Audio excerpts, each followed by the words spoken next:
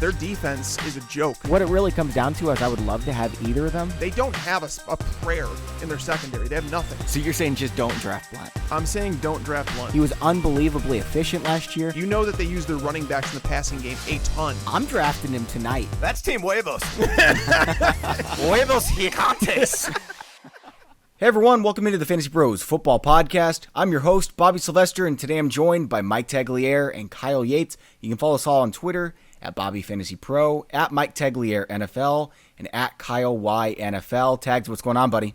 Oh, man. I mean, I think it would be wrong not to bring up The Last Dance because I think everybody that's in the sporting world right now watched The Last Dance last night. And if you've read my primers, the intros and all that stuff, you know that Michael Jordan is a guy that I said growing up, I still feel to this day, I was lucky to watch him play the game of basketball. And there's not many people I say that about in the sporting world that I feel like literally like it's a once in a lifetime type player. So watching that and reliving that, it's me going through my childhood in like early teenage years. It's kind of amazing.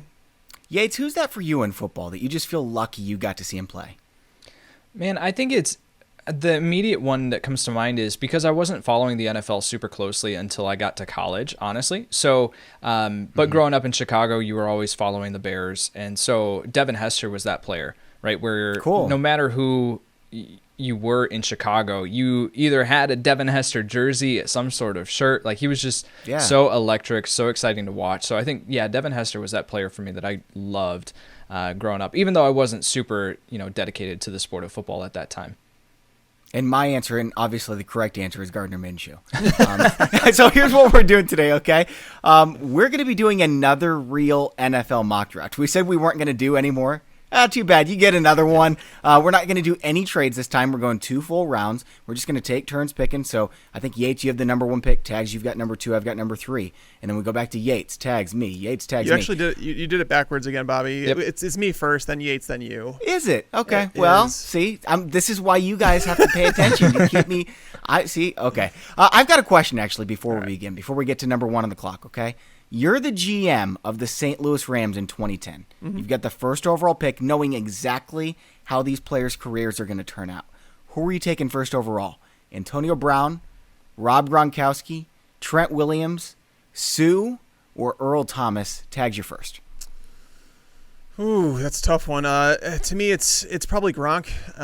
He's the best all time at his position. Antonio Brown, he's obviously a great receiver, but he's a head case, and I think you need have to deal with all that stuff. Yeah, you need man. a certain coach. Who knows if you're as good as Mike Tomlin? Exactly. That's why I pass on him. Trent Williams, obviously dealing with some holdout stuff, and I don't. That's 1 year though. He was great for a decade. Very important position, obviously. Sue, very good, but interior defensive lineman, you could find those guys. Earl Thomas, safety, another position that a lot of times you'll wait on because you could find those guys on day 2 of the draft. So I'm probably going to say Gronk and just hope he stays healthy.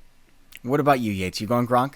No, I think just based on positional value, I'll take the left tackle. I'll take Trent Williams, knowing how good he's been for this long, and that being a premier position. It's either quarterback, left or right tackle at this point, and then your edge rushers that kind of deserve to be in that number 1 overall conversation, unless they're just out of this world like a Chase Young or whatever. So I think I'll stick with the left tackle there and take Trent Williams, who has been he's dealing with that holdout issue, but he's been so good for so long. Yeah, but to be fair, Gronk was kind of like another tackle because when he played, he missed 60 games, man. He played 100 out of 160 games in 10 years. That's true. It's just trying to assume health because Gronk, I think that's what a lot of people don't know is that he was great in fantasy, sure, but he was also the best blocking tight end in football. For sure. He was great.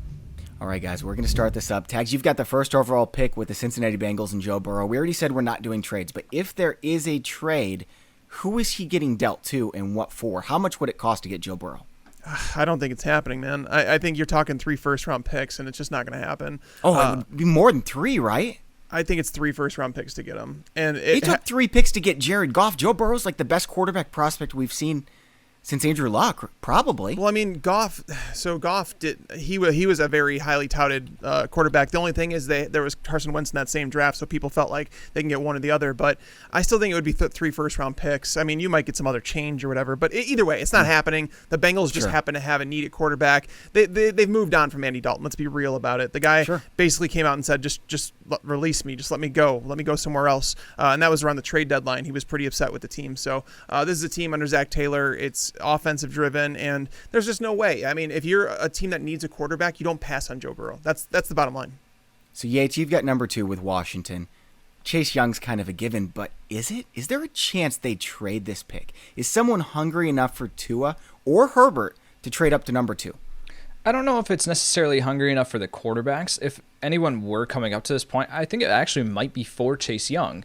I think that Washington's going to stay put and take Chase Young here. I just think that makes so much sense from what he brings to the table. Now, the thing to keep in mind, though, is that Trent Williams, news is coming out that he's likely to be dealt during the NFL draft. And so you look at their roster and you look at their offensive line, and they have like a need behind. If Trent Williams isn't there, they need a tackle.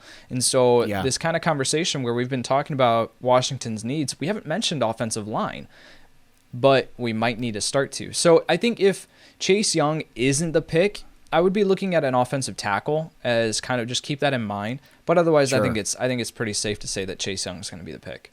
Mm-hmm. So the Atlanta Falcons are talking about trading all the way up into the top 5. I don't know if that's really possible. Apparently there's someone they really want. Do you think that they could move up to number 2 to get Chase Young? Their window to win is right now. Do they sell everything to go out and get this guy? I don't think that. I mean, if they moved into the top 5, would they? So I think the only hypothetical that happens top 5 is that Detroit trades back to number 6 with the Chargers, and then the Falcons trade up to jump in front of Detroit to get Okudah. That's the only thing I could see, because otherwise you don't need to trade in the top 5. They don't. The edge rusher, is it a need for them? Maybe. I mean, they got Fowler. Well, we saw what Nick Bosa did for San Francisco last year. Like, he can immediately make a defense that good. Yeah, no, but that's the thing. What it would take to acquire number 2, like you're almost sacrificing your entire future, and I don't see them doing that. I could see them trying to get up there to get Jeffrey Okudah or maybe C.J. Henderson, but in the end, I don't think Atlanta's jumping into the top 5. So what we're doing with today's draft is we're not picking the players that we think teams should pick. We're trying to be the most accurate here. We're trying to get as many of these correct as possible. Yep. I think it's more likely than any other player that Tua goes number 3. He could go to the Lions, he could go to the Chargers, he could go to the Raiders, the Dolphins, but I think that Tua is the most likely player to go number 3. So that's who I'm taking here. Tags, do you agree with me, or do you think it's Okudah? So we should try and predict player to team, because this can move. So even if Detroit were to trade back to 6, they're probably going to get Okudah. They're going to get the same player. I think it's more likely they end up getting Okudah. But what do we want to get right? The spot that they're drafted? But you're drafting for Detroit, though. So sure. What I'm saying is, if Tua's still there at number 5, he's going to end up with the Miami Dolphins, but he's not going to be there at number 5. They're saying I think he ends up with the Chargers at number 3. So I'm hearing all over the place that the Dolphins have kind of moved on from Tua and that they're more in on Justin Herbert right now. Yep. I mean, is that right? Is that right? No, it's not. I think it's a terrible idea, but that's what we're hearing. But I still believe it could be somewhat a smoke show. I still believe that the Chargers are going to trade up to number 3 to take Tua. That's what I think I'm going to have in my final mock draft, because all of it makes sense. I was talking to you guys before the show, and Brian Bulaga, they went out and they signed him in free agency. Brian Bulaga is a right tackle. The Chargers also traded away their starting left tackle to the Panthers in exchange for an interior guard. What does this mean? Brian Bulaga would be protecting the blind side of Tua Tagovailoa if they decided to go that route. I believe they're all in. I think this Tyrod Taylor, not viewed as a bridge quarterback thing, is a smoke show altogether. I think everybody knows that's a joke. Yeah. I am still latching on to the Chargers going up to the number 3 pick to take Tua, and I agree with you, Bobby. I think that he is going 103, but considering we're not doing trades in this one, I think we have to pick for the team that's on the clock, and there's just no way that Detroit would take Tua right here. Yeah, I agree. Okay, I'll go with Okudah then. I think that Okudah is the most likely player to end up with Detroit, and frankly, I don't think it's even close. I think it's like 70 and then the field is 30%. Yeah, there are like 3 givens for me. I actually thought that the Redskins might consider Tua at number 2, but knowing that they haven't had Ron Rivera hasn't had a chance to be around Dwayne Haskins very much. They haven't had a chance to meet with Tua. Like that, there's a lot of risk where they have a guy that they know is going to perform in Chase Young. So that kind of eliminated that. I think they were actually interested in potentially visiting Tua at number 2, but I think these top 3 are kind of set in stone in terms of the teams they're going to. Because, again, Detroit could trade back to 6 or 5, whatever they wanted to do. But regardless, they're taking Okuda. He's going to be there. Yeah. Yep. Let me ask you this, Yates, okay? If Tua... Teams can't see his medical... They can't see him in person and really figure out if he's healthy, right? So is there a chance that he falls, like beyond number 6? Is there a chance he falls to the Raiders at 12? I think there's a really good chance. I think it's more of a chance than I would have said, 10 days ago. I just think that this whole situation, if we didn't have this COVID-19 going on, if we didn't have NFL front offices and facilities closed, I would say no. There's no way that Tua is getting out of the top 6, the top 7. Mm-hmm. I think there's a possibility, there's a world where Tua is going to fall because of all this uncertainty. And it's not necessarily him recovering from this hip injury. It's the fact that just NFL doctors aren't going to get their hands on him to figure out is this guy actually injury prone based on everything else that's happened to him in college. So I actually think there's more of a chance than people might want to admit. It's all coming together for Bill Belichick, right? Oh, and he's the one that leaked. You guys heard, okay, so the Wonderlic test scores were leaked, right? You're not supposed to do that. And Tua supposedly got a 13. That was fake news. It was false information. He got a 19, which is NFL average. NFL average is 20. You hear this guy interviewed, and he's extraordinarily impressive. Mm-hmm. What a great young man. I was really surprised with the Wonderlic scores, and I thought that would make him drop. Dude, Belichick's, he's cheating, right? There's Patriots fans who think I'm being completely serious, and they're like, I'm turning this podcast off. They're getting so mad. I don't blame them. If everyone said my team cheated, but I'm a Jags fan. Everyone knows we're not cheaters. We're really bad. You ain't cheating, you ain't trying. That's the rule. Tags, so Tua... Before the injury, everyone said he was going number 1. There were some people who were starting to say, okay, Burrow might be number 1, but it's still Tua. If Burrow finished the season with 60 touchdowns, greatest season ever in NCAA history. But if Tua had stayed healthy, would we be talking about, are they going to take Joe Burrow or are they going to take Tua at number 1? Yeah, there would have been an actual conversation, 100%. Okay. Tank for Tua is a real thing. It was a real thing, and it was just months ago that we were hearing that phrase. So, to think that we're in a possibility that Yates is just talking about that, he falls outside the top 10, I think that's crazy. But at the same time, if you were to go and ask Tua right now, say, hey, if you, knowing what you know about everything and the fact that you have a chance to fall further than you thought, would you return to school? Because some people felt like he should return to Alabama for his senior year just to kind of go back and silence some of those injury concerns and get back on the right track because the hip might affect his draft stock. Now we're to the point it's teams weren't able to see him, and granted, he could say he's healthy all he wants, but if they can't see him, but the same can be said about a lot of players right now. There are a lot of players that might be dealing with an injury that teams just don't know about because they haven't been able to meet with these players. Talking to someone through Zoom, I could talk to you through Zoom right now and tell you, I could say that I'm perfectly healthy, but in reality, I worked on my car this weekend and my arm is killing me. So these things happen. Well, it's the difference, really quick. So the difference here in this particular year is that we have to factor in that these are the NFL GM's jobs that are on the line, right, with these picks, especially when you go up for a quarterback. We're talking about Ryan Pace with Mitch Trubisky, right? When you are moving up to go get a quarterback, you sacrifice resources and assets to go after a quarterback. You're putting your job on the line. So now, are you going to be willing to actually move up to go take a quarterback that you don't know truly their medical, outlook? You don't know how healthy they are. There's the thing. What could be said though about this, Yates? I just want to cut you off just because, here's the thing: the Chargers. Can we all agree that they're a team that was built to win right now? And they just moved on from Phillip Rivers, a guy that was considered a franchise quarterback. That, granted, he may be towards the end, but this is a team built to win right now. So to say that we're going to wait back and see if our quarterback falls to us or go forward with Tyrod Taylor. I don't know, man. It's just sign Cam Newton, or the Raiders draft a quarterback and they cut Derek Carr because he only has $9 million in dead cap Dalton's space. going to get cut. or Dalton's Rosen gonna might get be cut. traded or something like that. But again, Sure, so those the aren't Chargers have guys that options. people view as franchise changers. Right. That's I don't the know. difference is between a quarterback actually falling to you or you trading up to take them. So that's Yeah. the difference where I'm talking about. Sure. Yeah, I think that's totally fair. Let's go to the Giants at pick number 4. Tags, this is you. Are they going with Simmons? What do you think is the most likely thing that they do? Offensive line? Yeah, I mean, I've gone back and forth in this one, basically, and we all know that Dave Gettleman loves the athleticism of players. He talks about that stuff, and Saquon Barkley taking him at 2 overall when the team was rebuilding, even though they weren't rebuilding. We all knew they were. But Joe Judge has talked about we want a player that's going to come in and make a difference for a long time. And I believe that player that you can't miss on right now is Isaiah Simmons. He plays so many different parts, and I know that Gettleman came out in the press and talked about, well, if we can't create holes for Saquon Barkley, if we can't protect Daniel Jones, then none of it even matters. That's true, but I believe it's a deeper class in terms of what they can go to on the offensive line side of things, rather than addressing linebacker or safety, whatever the heck it is that you think Isaiah Simmons can play. He can play all those positions. He's a centerpiece of a defense, on a defense that's missing star power. They just don't have it. And Blake Martinez is not the answer. Just ask the Packers that. So Isaiah Simmons, to me, I just feel like he's a player they can't afford to pass on. Now, we're seeing that Joe Judge has been talking to Justin Herbert. What is this about, Yates? What the heck?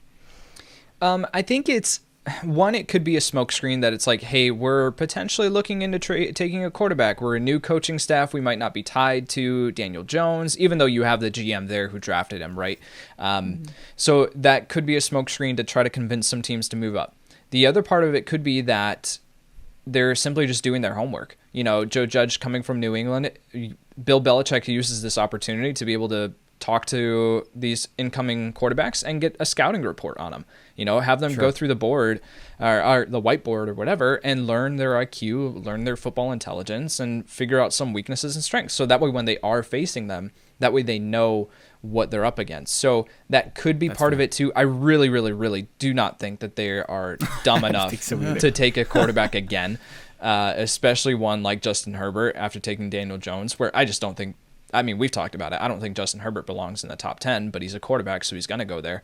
So those are the two most likely scenarios. Herbert's got a lot of upside, and he won basically the equivalent of the academic Heisman. Extraordinarily smart dude. You listen to him speak, and he's got a great head on his shoulders. Let's move on to pick number 5. Yates, you've got this one with the Miami Dolphins. Are you taking the quarterback?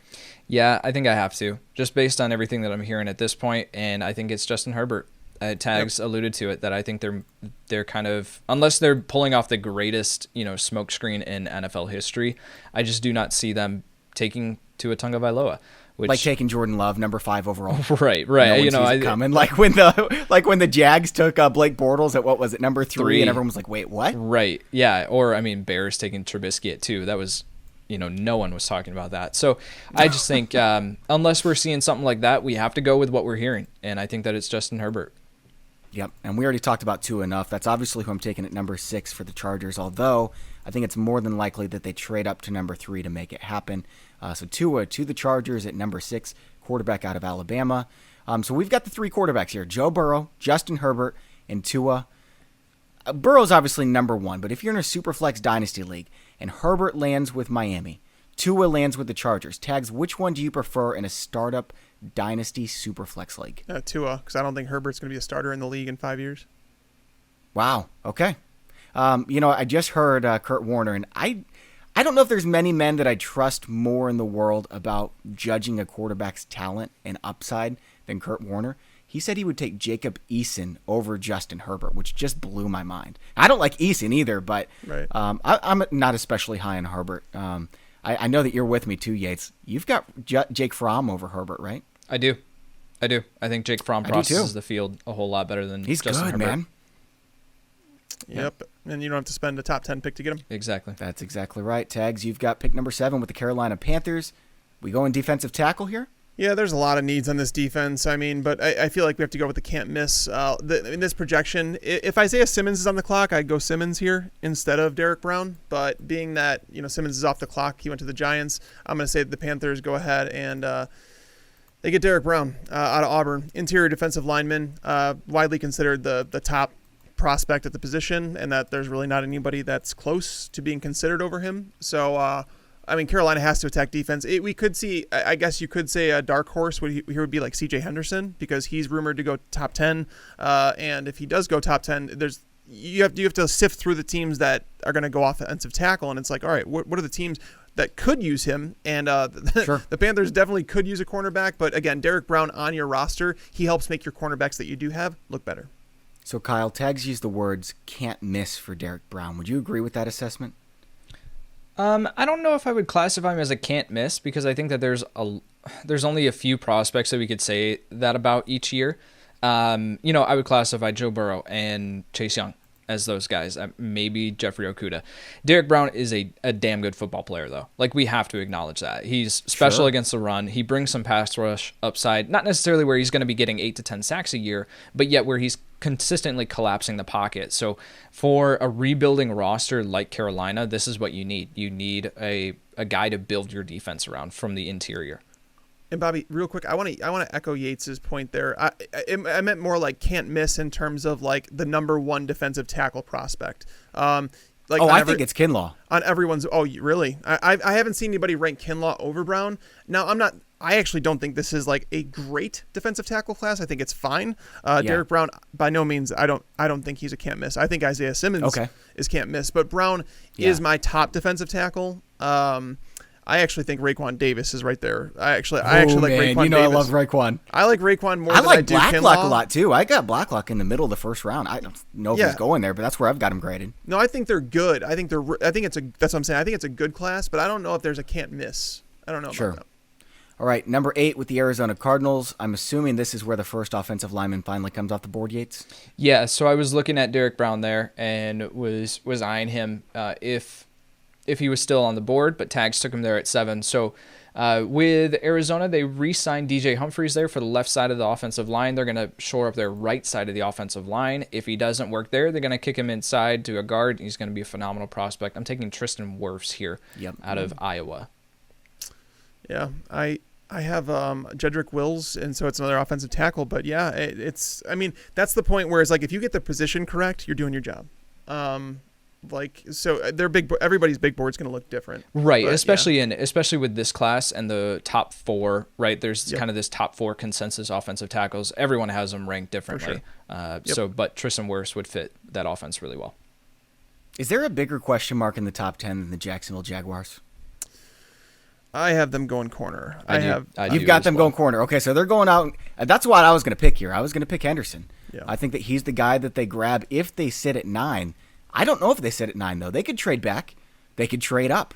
They've got Yannick on the block. They've got Fournette on the block. Now, Fournette's not going to warrant much. What, a 4th-round pick maybe? Is there a team that has a worse culture than the Jags in terms of everybody that people leaving the team, people saying they want off the team, people saying they're not going to play for them again? Did you guys see the thread between Yannick and was it Troy Kahn or the Jags owner? Yeah, he was going on Twitter they're today. Going back and forth, and word. It's not good. Nope. Yikes, man. But they have Gardner Minshew, so all is good. Actually, we're going to have Trevor Lawrence this time next year, baby. I'm a Jags fan. If you guys are watching this for the first time, first of all, hello. Thanks for watching our podcast for the first time. We do this all the time. We've got a fantasy football podcast that goes on all throughout the season, 4 or 5 episodes a week. We're going to be recapping games, preparing you for DFS, start sit, waiver wire, everything like that. So hit the subscribe button if you're enjoying the show today. But I'm a Jags fan, and it is rough. I used to be a St. Louis Rams fan, then they abandoned us. Now I've got the Jags, but there's so many things they could do here. I think the most likely is that Derek Brown is there and they take Derek Brown. But if that's not there, I think it's C.J. Henderson, cornerback out of Florida. And I don't like him as a top 10 prospect. I'd be disappointed as a fan, but I think that's the most likely. Would you agree, Yates? Yeah, I would. And especially looking at their roster right now and the need at corner. I think if C.J. Henderson, Tags alluded to it, C.J. Henderson has a really good chance to go in the top 7 to Carolina there. He's just gaining a ton of steam over the past couple weeks, so propelling him into the top 10. So I think if he goes there at 7, then I would look to, and Derek Brown goes 8, then I would look to see the Jags trade back and accumulate some picks, because I don't think that the needs match up with the value there at that point, and there could be a team looking to come up for an offensive tackle. Now, we keep hearing that the experts, the analyst drafts in the industry are so far off of what's actually going to happen because we just have no idea because these teams aren't getting to see players. They've got all kinds of different scouting reports that we're not aware of. And there's going to be some really big surprises in the first round. Now, I feel like we hear this every year, but obviously this year is a little bit of a different circumstance. Now, 3 months ago, Trayvon Diggs was the consensus number 1 cornerback. Is there any chance he actually gets drafted over Henderson tags? I don't think so. And in fact, I would say that, I think there's 3 or 4 cornerbacks that are going to come off the board before Diggs. I mean, we could have said the same thing I would about think Herbert. so too, but now we're hearing he's going to go higher than expected. Yeah, Terrell, we heard the same thing about AJ Terrell, and it's like we're hearing so many players are moving up, but it realistically, there's only so many picks to be had, so some of it's going to be smoke, and I haven't heard a whole lot about Trayvon Diggs. One of the teams that I think that he should have fallen into their range is the Vikings, but it's an interesting thing because obviously they've had issues with Stephon Diggs and communication, and that's Stephon Diggs' brother. So do they, go a different direction? Yes. It could very well mean that. So, I don't think Henderson appears right now. I mean, I have Christian Fulton as my number 2 cornerback in this draft, but Henderson appears to be the second cornerback that's going to come off the board. All right, Tags, it's to you with the Cleveland Browns. Now, I don't even need to ask you because I already Not an put it in easier the pick system. here. I know who you're taking. Yep, there's not an easier pick on the board to me. It's Andrew Thomas, played left tackle. He's a walk-in starter from day one. They need a starter from day one. And guys like Jedrick Wills, those guys are plug-and-play starters, but he's on the right side of the offensive line. Mekhi Becton is a project at left tackle, I think. Upside's tremendous, but he also had a failed drug test, which is going to have him it's going to be the decision maker. I mean, some people might be like, okay, Mike, pot is legal everywhere. And yes, it's becoming legal. However, there will be NFL teams, and I promise you, that will say this is a lack of discipline. I know it's legal, but at the same time, this is a time in his life you that can't even follow the rules if you that can't we stay give you, clean for a yeah. couple months during the draft process, that just shows a lack of discipline. Sure. And honestly, if I'm a GM, I kind of think that a little bit. Me and it's too. not to say I mean, that- Laramie Tunsil turned out great, though. That's what I'm saying. I'm not saying he's going to be a bad football player. I'm not at all. I'm just saying this Man, might that be video. a sign I forgot of about that immaturity is video. all. That video didn't help. Nope. But that Yeah, was I also didn't not know. during the draft process, though, with him. Right. It was Right. 5 minutes before the NFL draft. Well, it was right, so- leaked. It was leaked, but it was an old video. Right. Yes. Yeah, but either way, Andrew Thomas is my pick here. He's a plug-and-play left tackle. They need it. I've heard rumors about the Browns looking to trade back potentially, and I think it makes absolutely zero sense. They're not going to find a starting left tackle later in the draft. So, Well, they are. They're going to trade for Trent Williams, man. that's Or possible. If they yeah. do that, yes, that would obviously do it. But I can't project that, I guess, right now. But yeah, if they get Sure. Trent Williams, it I makes think they're the tons of most sense. likely team to get him. That kind of would make sense because they need a plug-and-play left tackle. Yep. Wouldn't cost that much. Now we've got the Jets. Yates, this is your pick. I see them going one of two ways, right? Offensive tackle, and we've got some good ones still available. We were thinking they might trade up to Carolina, and they still could, obviously. But are they going offensive tackle, or are they taking the first wideout off the board? Yeah, those are kind of the two ways that they could be going. And I think that with Joe Douglas there, he wants to build from the trenches out. And so I'm going to take an offensive tackle here with Mekhi Becton and Jedrick Wills still on the board. Now it's a definition of, which one or preference, right? It's a preference of which one that I want. I'm going to take Jedrick Wills. I think that he is one of the safest prospects in this entire class. Yes, Mekhi Becton is a enormous human being, and he's someone who I really, really love watching. But just in that offense, you need to protect Sam Darnold, and you need to do it with refined technique.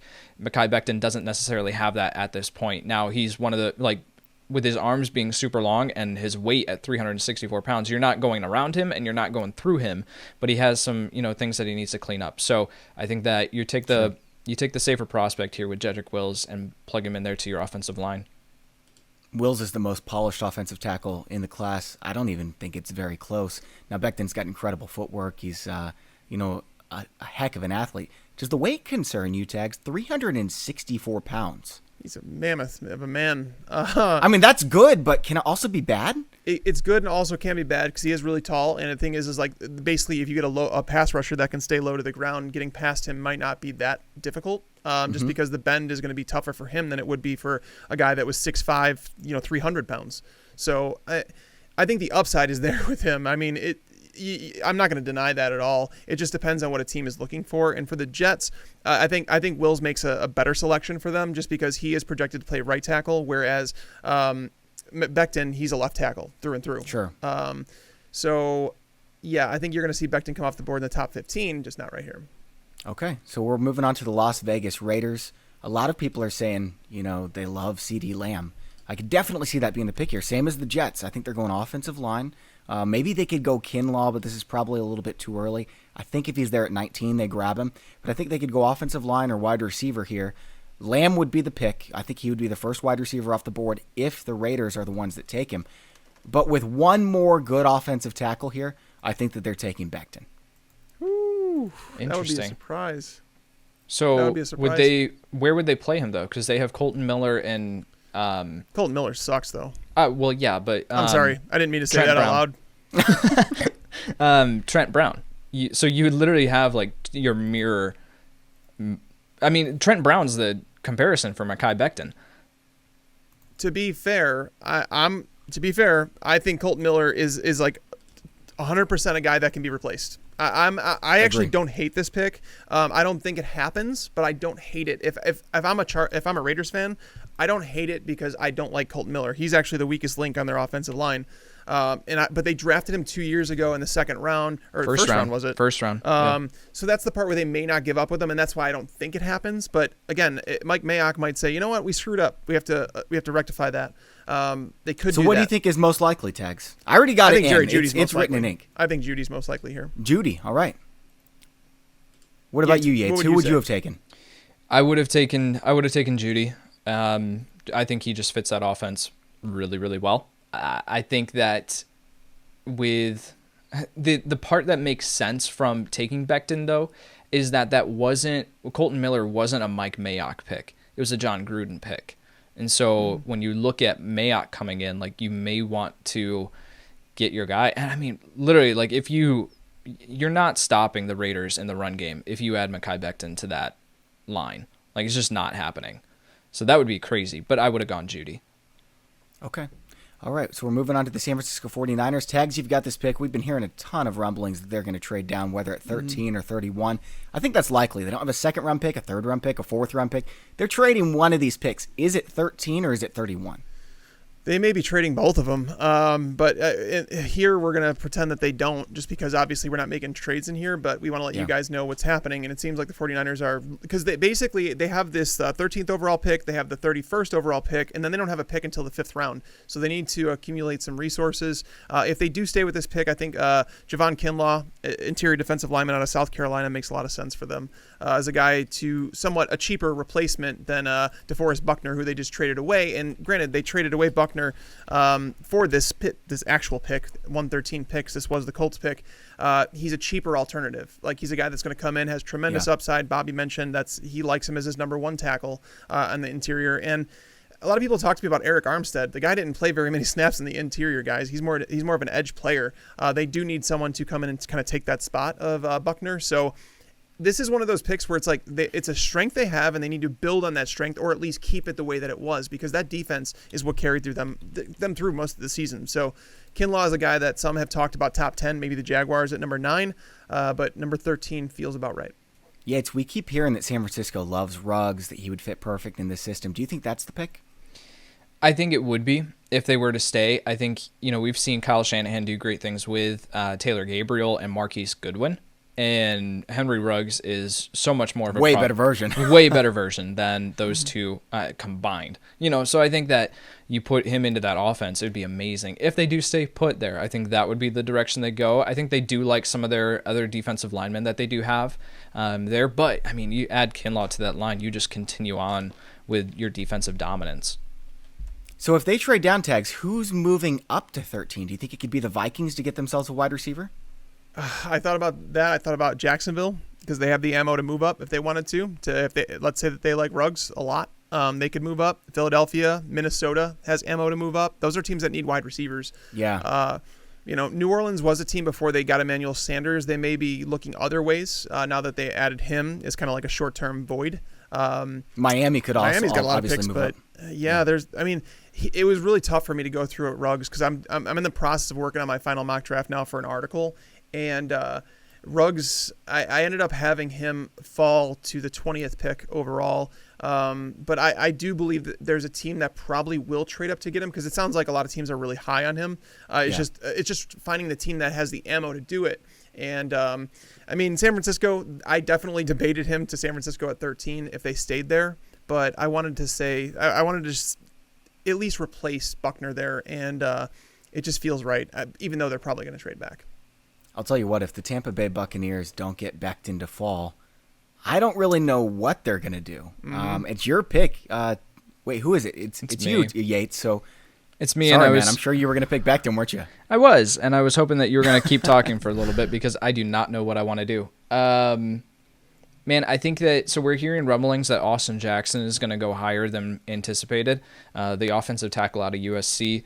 I don't know if I like him all the way up here at 14, especially because he projects as a left tackle, and they have, what's his name? Donovan Smith at left tackle still.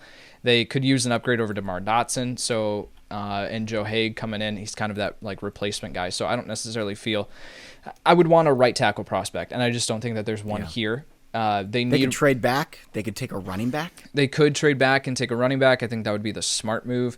But all three wide receivers here on the board, I think they have to look at it. They're going in. They're going in with Tom Brady, right? You have a 2-year window, 2 to 3 year window, depending on how long Tom Brady wants to play. So you have this 2-year window. You need to be doing everything you can to either give him weapons or protect him. If you can't protect him at this point of the draft, then you need to give him weapons. I'm going to go Jerry Jeudy here, and I think that you add Jerry Jeudy, Mike Evans, and Chris Godwin in one offense. Good luck stopping it. That would be insane.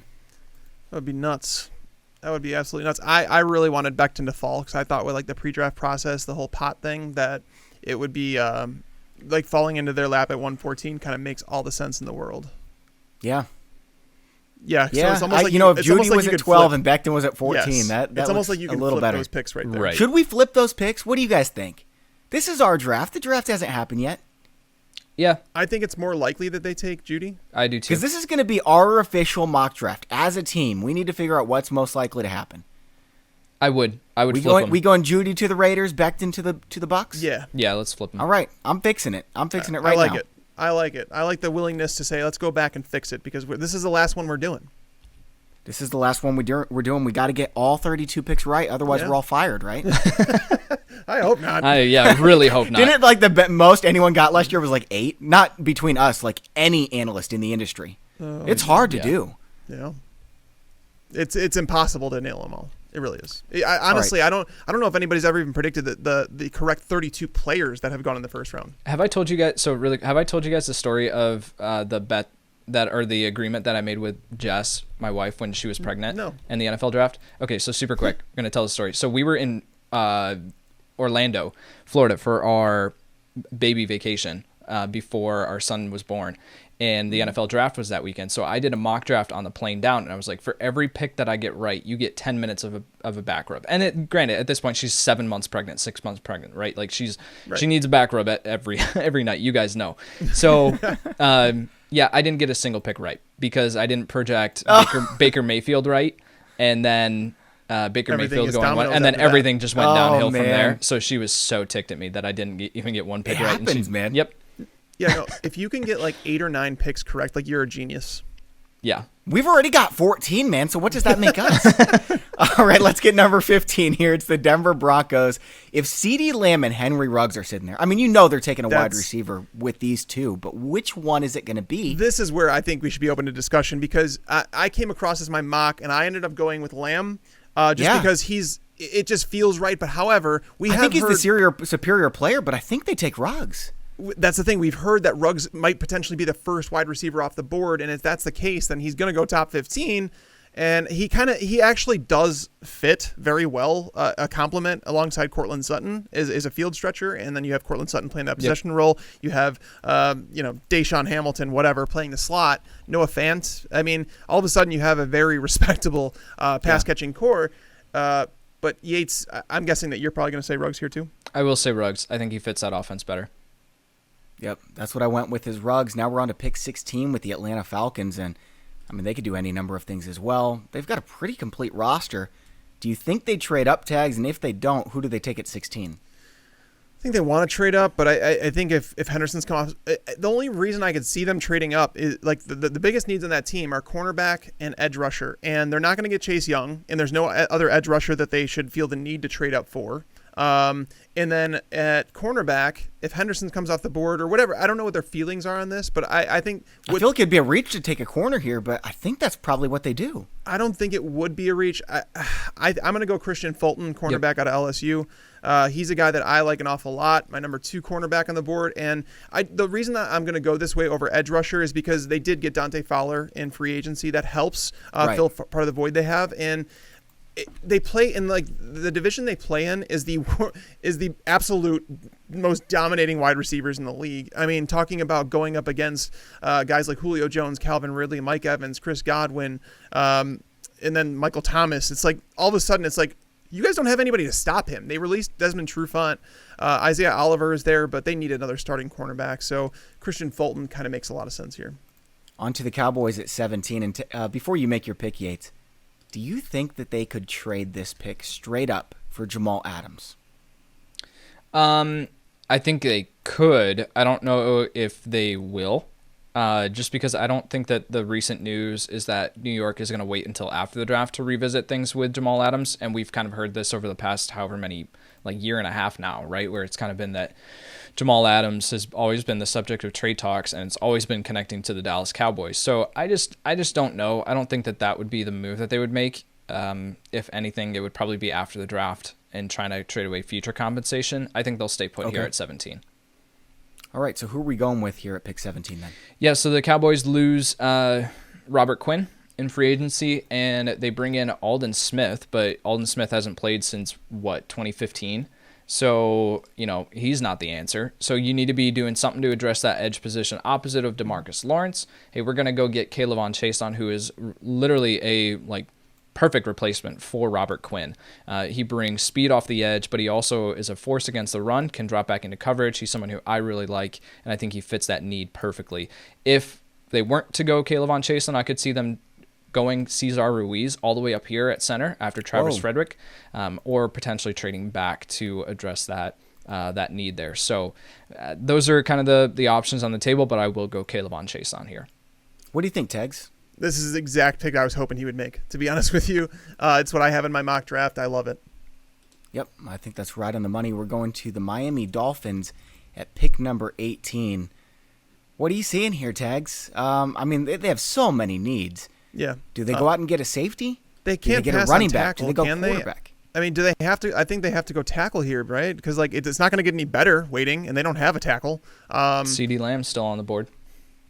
I'm thinking Josh Jones, offensive CeeDee tackle. Lamb is still on the board. I'm not going Josh Jones in the top 20, man. I don't think he should go there. He's a developmental guy, but for a team that's rebuilding and doesn't have it, they literally don't have tackles. What are they going to do? I mean, they've got another pick coming up at pick number 26, man. Isaiah Wilson's going to be there. Josh Jones is probably going to be there still at 26, right? I mean, we're hearing who else is it that Austin Jackson might slip into the first round too. They're going to have one of those 3 guys still available. I think they either take the best safety left on the board or they go running back here. I think there's we've heard 8 different offensive tackles are going to go in the first round. We've also heard 12 receivers are going to go in the first round. So it's possible, guys, just so you know, Derek Brown might fall into the second round. I don't think that's going to happen, man. I don't think I'm that totally is going to kidding happen. right now. Yates, what do you think? Safety or offensive tackle? I think offensive tackle. Running back. I think offensive tackle, just because I think that's more critical of a need than safety. You have guys like, who do they have there? I'm pulling it up. You have guys like Eric Rowe, Bobby McCain still there, and I think that they feel comfortable with that. I think they can still take a safety at some point in this draft. I just don't think they have to take it There's here. a lot. See, and that's the thing. The safeties, you're kind of reaching here too, because you've got a group of 5, 6 safeties who are all late first, early second round graded guys. Yeah. One of those guys is going to be there, so maybe they do get the offensive tackle, but I don't think it's Josh Jones. I think he's more of a guard. I'm not sure. I think he projects best as a tackle. He has the length for it. I just think that, he's a low floor prospect, but yet he has a tremendous ceiling. He's super athletic. So Tags mentioned it. They don't have tackles. They need to do something. So I think Josh Jones is as good an answer as any. I'll go Josh Jones then, okay? You guys are both trying to talk me into it, so we're doing it. We're going Josh Jones at pick number 18. I don't feel great about it personally, but I trust you guys a lot. But like I said, it's not going to get better if they wait until pick 26. And it's possible that somebody would jump them to trade for a pick in between there to get in front of them because they know what they're doing. But yeah, like I said, I'm not in love with it. But at the same time, looking at the alternatives, I feel like positions of need, they might be reaching a little bit. This is why we keep hearing that everybody's trying to move out of the mid-first round, is because it's like, okay, after the 3 wideouts go, Kinlaw goes, the 4 offensive tackles, what is there? It's like a group of 20 players who are all about the same value, and you got to pick one of them 20 picks before the end of that tier. So we're going to the Raiders now. I don't have this pick, so I don't get to make it, but I know who I think they're taking. Who do you have, Tex? So we know that Mike Mayock likes Clemson. That's not a secret after Clelin Ferrell and Trayvon Mullen were picked last year. So they're going to go back and team AJ Terrell up with Trayvon Mullen, having that cornerback unit out of Clemson. It's a need for them. At 19, huh? Yep. That's where I feel like it's going. And again, it kind of makes sense in terms of Mayock liking the Clemson guys. And this is actually the area that Terrell is expected to go now. So it kind of makes sense. All right, Yates, what do you think, man? I think it's Murray. No, I don't think they go. I don't think they go linebacker in the first round. They're running a lot of dime defense, so you don't have a pressing need for 3 starting linebackers, especially after you invested so heavily in it in free agency. So yeah, I think they have to be looking to walk out of the first round with a wide receiver and a corner, respectively. Which direction, or which one they take at 12 and which one they take at 19, that's up for interpretation. But we took Jerry Jeudy there at 12, and then we addressed AJ Terrell. The other guy that I would look for is Trayvon Diggs. Again, kind of fits what Mayock wants. Big school program, winning mentality. But I definitely like the fit there with AJ Terrell. All right, Jags are up at number 20. Yates, it's your pick. We're going to see the first running back go off the board, boys. Leonard Fournette is essentially out in Jacksonville. I think that I saw this somewhere, and I can't remember who put it on Twitter, but I would credit if I could remember. But they said that the Jaguars don't put this stuff out unless they've already decided to move on from a player. So Leonard Fournette's going to go and get traded for a 4th or 5th round pick, and some team's going to take on whatever he has going on. There's just something there that it doesn't fit right with coaching staffs, and that coaching staffs don't. Nobody on Jacksonville fits right with their coaching staff. That's right. Very fair. So that's why we needed Mike Leach, man. But Mike Leach. But I am gonna Mike Leach paired with Gardner again. Sorry for cutting you off. No, go ahead, you're good. I'm gonna go with DeAndre Swift out of Georgia. I think he deserves to be the first running back taken. I think that him and Taylor are right there in a tier for me from my grading scale. So I will go with DeAndre Swift here. I think that pairing him with Gardner Minshew takes some of that pressure off of him. Makes a ton of sense. So real quick, Yates, does it change your mind to hear that the Jags just released Marquise Lee? I saw another wide receiver. We've been hearing wide receivers tied to them, knowing that CeeDee Lamb but he is was still like their on number the board. 4 or 5. That was just what I was about to say. Is that I think Marquise Lee was so far down the depth chart that I don't think it changes it. I can still, and we've been talking about this, a lot of people are like, the Jags need to take a wide receiver in the first round. I'm like, no, they don't. They have a ton of other needs. Yeah, just go get Tyler Johnson in the 4th round and it's fine. I wouldn't take Tyler Johnson in the 4th round, but I would say go grab someone else later on. Go grab a Bryan Edwards in the 3rd. Go grab, another player like that who's going to be available later on to fill that need as an upgrade over Chris Conley, because you do have DJ Chark and D.D. Westbrook as your 2 starters, right? So your 2 solidified players that are going to be there. So then, okay, now what can we do to upgrade over Chris Conley? I think that would be the move. Yeah. So the Eagles are up, and I think you guys know where I'm going, because they need a wide receiver, and CeeDee Lamb is still on the board. That's crazy. This is the part where it's like it's tough because you're taking the picks. Someone would have traded up by now. It's like someone feels you feel like there's no way CeeDee Lamb lasts this far, but then again, we also have NFL GMs saying that mock drafters have never been more wrong. Right. So it's possible there's some weird things that are going to happen. So I don't want to laugh off anything, but I think Philadelphia, that's a dream scenario for them. Justin Jefferson is the guy that we've always tied to them, and that still makes plenty of sense. I think he's by far the most likely player that goes to the Eagles is Justin Jefferson. I would agree, but in this scenario, if they get CeeDee Lamb there at 21, I think that Lamb would be higher on their big board. Can you imagine Minnesota just sitting there at 22 and CeeDee Lamb is one pick away? They'll take Jefferson. They'll be okay with it. Yep, I was just about to say they'll be fine with their. Well, it's your pick. Is that who you're taking? That's Tex? exactly who I'm picking. Yes, Justin Jefferson, because they have New England and New Orleans behind them, so they're going to pick again in a few.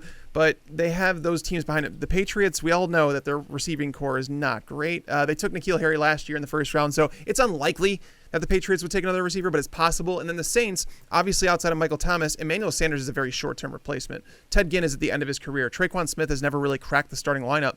So it's possible that team going for like a win-now team, that they just don't want to take the chance that they miss out on a player. So Jefferson, I think Yates actually mocked Justin Jefferson to the Vikings, didn't you? I can't remember. At this point, it's all blurring together. So I can't remember. Yeah. But probably. All right, we've got pick number 23 with the Patriots. I don't think they're keeping this pick, but we're picking it because we're not doing any trades. Who's the most likely player to end up on the Patriots? AJ Epinesa, edge player out of Iowa.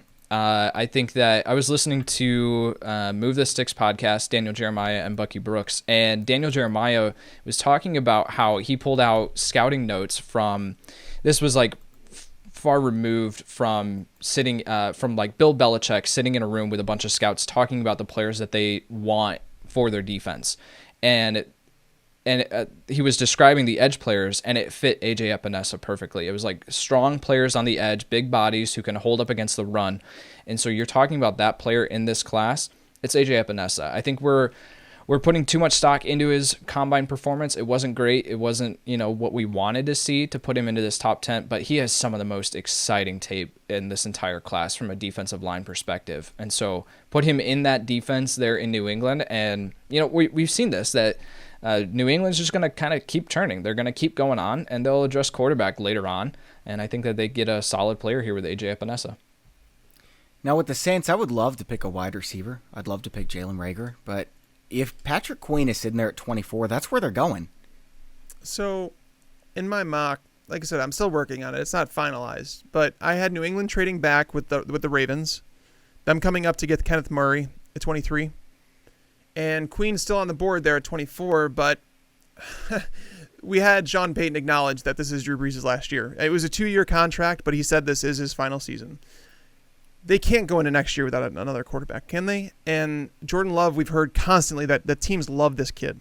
We don't like him very much. But if you fall into the right system and you like some tutelage from Drew Brees and Sean Payton, that's like the best case scenario for someone like Jordan Love, who does. But don't you think they get a similar type of quarterback? Like Jake Fromm is a much more similar type of player to Drew Brees. No, Fromm doesn't have the arm to get the ball vertical that they would want to do. Love does. He needs a lot of harnessing. I don't know if he has the mental processing that they need. Yeah, but it's not like Drew Brees is just picking people apart downfield, man. He's throwing these little 8-yard dumps and completing 75% of passes. But that's over the last 2 years. But he was a tremendous deep ball guy. Love the Saints did love Patrick Mahomes. They acknowledged that they were going to draft him if the Chiefs didn't. Wow. So I never compared Jordan Love to Patrick Mahomes, but guys on NFL broadcasts have talked about that because of the gunslinger mentality, the big arm, and teams falling in love with that. You hear him speak as well. I mean, this kid understands the holes in his game, and he's hungry to get better. You know what I mean? He's just. Sorry, I didn't mean to cut you off, Bobby. No, you're good. I think that for New England, what they should be doing, and it's a question of whether what they should be doing versus what they will, right? What they should be doing is shoring up that defense. So take your linebacker, which is kind of a position of need. You need someone opposite of Demario Davis there. So take that linebacker who can be there for the long term, and then double back in maybe the third round and grab Anthony Gordon out of Washington State. I love Anthony Gordon's film. And I think that he would be a perfect fit. Better, baby. I think he would be a perfect fit with Sean Payton. And we're talking about an arm that can get it down the field. I mean, he was a gunslinger there with Mike Leach. So I think that Anthony Gordon, you're taking that, a little bit of a value hit. I think if Anthony Gordon started more than 1 year, we'd be talking about him in the first round conversation. But because he was behind Gardner Minshew, he only has 1 year of tape, and he put up astronomical numbers. So I think that we're just kind of down on him because we don't have a large sample size. So I think that Anthony Gordon going in the third round would be an incredible value piece there. Or you just get a quarterback in free agency. What free agent quarterback isn't going to want to go play with Sean Payton? Right. That's what I'm saying. If you take Jordan Love in the first round, you're not getting Deshaun Watson next year.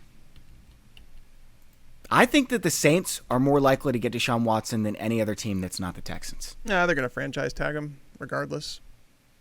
He's not going anywhere. You don't think he holds out? He's going to make a lot of money under that franchise tag. Yeah. Yeah, he is going to make a lot of money. Is he worth a lot more money, though? Yeah, but a quarterback sitting out a year, teams would. It's not going to. I don't think he's going to hold out. Okay. Yeah, I think All right, I think players like running backs do it because it's crap that they're getting paid. Right. Sure. All right, Tags, your pick is up. Number 25, Minnesota Vikings. You already took Justin Jefferson with them. Yeah, this one's kind of tough because Epinesa was the guy that I was hoping would fall. Wait, sorry. To them Who at did 25. who did we take at 24 for the Saints? Yeah, who did you actually? I went Patrick Queen. Sorry about that. Okay. That makes sense. I mean, a linebacker could be a thing for them. I am going to say that the Vikings, they need to prepare for a situation where Everson Griffin doesn't come back because we still don't have any conclusion on that. And by the time the NFL draft rolls around, do we? I don't know, because apparently he was considering an offer from the Seahawks. They had interest, but he said also don't rule out a return to Minnesota. But as of right now, he's not on the team, which means they need a pass rusher to go opposite Danielle Hunter. And I'm going to say that they go with Yetur Gross-Matos out of Penn State. He's an ideal fit for a 4-3 defense, hand in the dirt, get after the passer, big body guy. So Sure. He's where I'm going to go instead of Epinesa. Well, because Epinesa's gone. I think that's a good pick. I think that makes sense. I think maybe Gladney. I could see them going corner there, but edge makes a lot of sense as well. We've got the Miami Dolphins up. They've already taken Justin Herbert and Josh Jones. It is to you, Yates. Who are you going with this time? Another running back? No, I think that the Dolphins have other needs, and signing Jordan Howard kind of pushes that down the road. So I think that they can grab, especially with how deep a class this is, they can grab a guy in the second or third. I think that they could look to, what could they do? Man, they have so many different needs. Safety. Yeah. Xavier McKinney, I think. Xavier McKinney. He's a guy that plays. He can cover nickel, and they really need help. They could use an upgraded safety, a long-term upgrade, and they really don't have a nickel cornerback. Yeah, the only other player that I was looking at who's on the board that I would consider would probably be someone like either Kenneth Murray, shore up your linebacker spot, or Cesar Ruiz. They're at your interior offensive line. I think, you know what? I'm going to go Cesar Ruiz. I think that he would be a good fit here in Miami. You either play him at center or guard. You signed Ted Karras, but I don't think he's a long-term necessarily answer. So I think you can go in and sign Cesar Ruiz, who I think people across the board have him as your interior offensive line one. So I think that getting him here at 26, you're addressing your offensive tackle, but yet you're also addressing your interior offensive line need there. So I'll go Cesar Ruiz. I'm not a huge fan of Ruiz, but he's going to go in the late first, early second round. I could definitely see him coming off the board here. I'm going another offensive lineman here at 27 with the Seahawks. Could definitely see them going, Ruiz if he's here, or they could go with an edge rusher. But I think this fits their system perfectly. Isaiah Wilson, an absolute mauler in the running game. They love to run the football. I think they grab Isaiah Wilson at number 27. I think they've lost so many players on the defensive side of the ball. I think I'm pegging because the Seahawks, they're a team that also trades a ton, right? Like they always trade back. Like every single year it just happens. But they're also a team that's known to take players that nobody's expecting. And I think Raekwon Davis, Bobby, you and I have talked about Raekwon and the fact that he's like being undervalued in this entire process. But he doesn't fit the mold of a terrible draft pick that Pete Carroll says to me. I mean, like, what do we have? We had Rashad Penny, who doesn't even play. Collier, who was going to go in the third or fourth round that they took in the first round. Yeah, if they don't trade back, they're taking, like, I don't know, some dude that we've never even talked about on this podcast. That's probably true. But, yeah. All right. All right, so I'm going Isaiah Wilson. It's to U-Tags with pick number 28, Baltimore Ravens. Queen is off the board. I guess you're going Murray here? Yeah, Kenneth Murray would be the pick. They were going to trade. They were going to be pick. trading up for him, so that makes tons of sense for him. Because I think Baltimore might want to trade up to make sure they get one of Murray or Queen. Because we could see one of them come off the board before that number 24 pick of the Saints, and the Saints are a team that's looking at linebacker too. So. All right, so now it's on to you, Yates. You've got the Tennessee Titans. Don't have many holes in their roster. What are you going to do? I'm going to go Jeff Gladney here, corner out of TCU. I think that while he's a bit a bit undersized. I think that he kind of fits actually what Tennessee needs. You move on from Logan Ryan, you could potentially slide Jeff Gladney into the nickel position, or you move Adoree Jackson in. I think that either can play that position well. Jeff Gladney, even though he's a bit undersized, 6 foot, 183 pounds. He lined up against like guys like Colin Johnson at Texas, who was 6'6", 220 or whatever, and he held his own. Like, he's scrappy, he's tough, and so I think that he fits that defensive mindset and what Mike Vrabel wants from a player. Jeff Gladney here at 29. We've only had a couple of wide receivers picked, and we're hearing that there's going to be 6, 7, 8 that go in the first round. I could see the Packers taking one, but I think it's more likely that they go with Blacklock if he's on the board. And I know Packers fans are going to be really disappointed. Look, I'm not saying this is the best pick. I'm not saying this is what I want. I think this is what the Packers will do.